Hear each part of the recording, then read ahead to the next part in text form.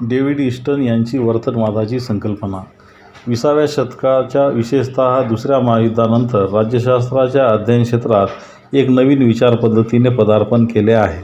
या नवीन पद्धतीत केवळ महत्त्वाच्याच नव्हे तर सामान्य नागरिकांच्या राजकीय वर्तनाचे निरीक्षण करून त्याच आधारावर निष्कर्ष काढण्यात येतात. ब्रिटनमध्ये ग्राहम वालास व अमेरिकेमध्ये आर्थर बेंटले यांनी 1908च्या सुमारास या पद्धतीचे बीजारोपण केले. चार्ल्स मेरियम याने 1925मध्ये ते रोपटे वाढवले. 1940 ते 1950 या काळात राजकीय वर्तन या संज्ञेस अधिक प्रसिद्धी मिळाली. बरेच लेखक स्वतःस वर्तनवादी म्हणून घेणे मानाचे समजू लागले व मानवी वर्तनाच्या द्वारेच राज्यशास्त्राचे अध्ययन करणे योग्य आहे असे म्हणू लागले. नामवंत वर्तनवादी विचारवंत म्हणून रॉबर्ट हॉल, डेव्हिड ईस्टन, हाइन्झ इलो यांचा उल्लेख केला जातो. डेव्हिड ईस्टन यांच्या वर्तनवादाच्या संकल्पनेचे विवेचन पुढील प्रमाणे केले आहे. वर्तनवादाचा अर्थ. वर्तनवादाच्या अर्थाबद्दल स्पष्ट एकमत नाही. वर्तनवाद या शब्दाच्या अर्थाविषयी राजकीय विचारकांचा दृष्टिकोन सारखा नाही. काहींच्या मते विशिष्ट परिस्थितीतील वैयक्तिक आणि सामाजिक प्रक्रिया किंवा मनप्रवृत्ती एवढाच वर्तनवादाचा आशय आहे. डेव्हिड ईस्टन यांनी शास्त्रीय मनप्रवृत्तीचे प्रतिबिंब असा वर्तनवादाचा अर्थ स्पष्ट केला आहे. बौद्धिक आणि तथ्यात्मक शैक्षणिक आंदोलन असा सुद्धा वर्तनवादाचा अर्थ सांगितला जातो. वर्तनवादी दृष्टिकोनानुसार मानवाच्या राजकीय वर्तनाचे त्याच्या हेतूंचे, भावनांचे, श्रद्धांचे, व्यवहारांचे, उद्दिष्टांचे व प्रवृत्तींचे अध्ययन राज्यशास्त्रीय अध्ययनात समाविष्ट होते. व्यक्तीच्या अगर व्यक्तिगटाच्या वर्तनाचा राज्यशास्त्रीय प्रयोगात एक महत्त्वाचा घटक म्हणून समावेश करण्यावर त्यांचा भर आहे. विविध विचारवंतांनी वर्तनवादाच्या निश्चित अर्थासंबंधी असे लिहिले आहे की वर्तनवादाचा वर्तमान परिस्थितीत स्वीकार केला जाऊ शकतो. वर्तनवादाची वैशिष्ट्ये आणि मर्यादा. डेव्हिड ईस्टन यांच्या समकालीन राजकीय विश्लेषण कॉन्टेम्पररी पॉलिटिकल ॲनालिसिस नामक पुस्तकामध्ये वर्तनवादासंबंधीचे विवेचन करण्यात आले आहे.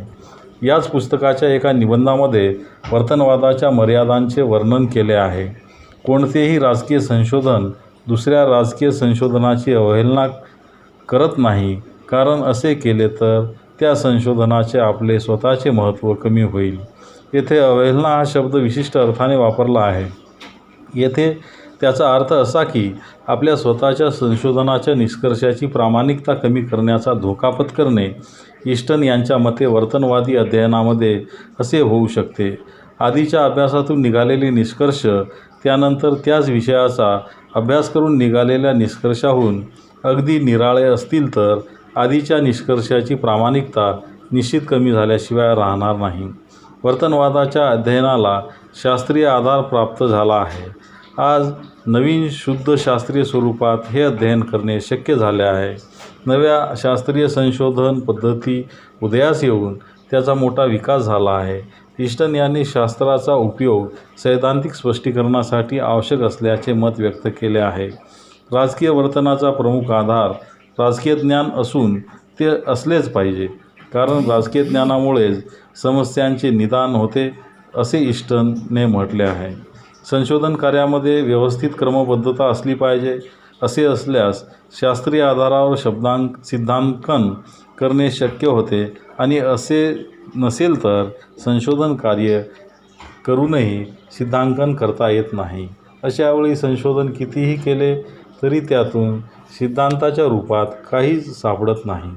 ज्या संशोधन अभ्यासातून सिद्धांत निर्माण होत नाही त्या संशोधन अभ्यासालासुद्धा काही महत्त्व राहत नाही. वर्तनवादी अध्ययनामध्ये काढण्यात आलेल्या निष्कर्षाच्या प्रामाणिकतेचे परीक्षण करता येते आणि ते करता आले पाहिजे. असे परीक्षण करता आले नाही तर वर्तनवादी अध्ययनाचा शास्त्रीय आधारच नष्ट होईल.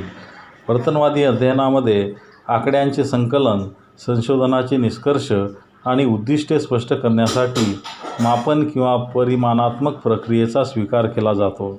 असे केल्यास वर्तनवादी अध्ययन अधिक शास्त्रशुद्ध होते, परंतु वर्तनवादी अध्ययनामध्ये असे करणे सोपे काम नाही असे ईस्टन यांचे मत आहे.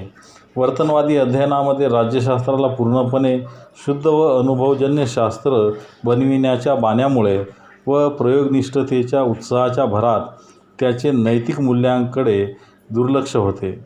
थोडक्यात अनुभवजन्यता हे वर्तनवादाचे वैशिष्ट्य आहे आणि नैतिक मूल्याकडे होणारे दुर्लक्ष ही वर्तनवादाची मर्यादा आहे. धन्यवाद.